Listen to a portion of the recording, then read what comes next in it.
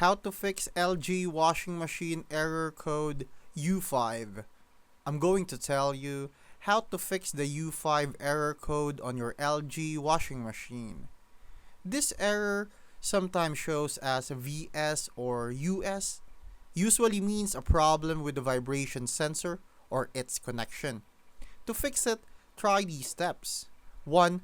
Try to restart the machine by pressing the start button and see if the cycle resumes. Next, you can try to power cycle the machine by turning it off, unplugging it for a few minutes, and then plugging it back in. Ensure the machine is level by adjusting its feet. An uneven surface can cause sensor issues.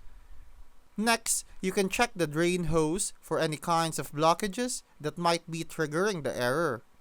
Lastly, you can try to clean the pump filter to remove any debris that could affect performance. If the error persists, the vibration sensor might be faulty, and you should contact LG support for further assistance.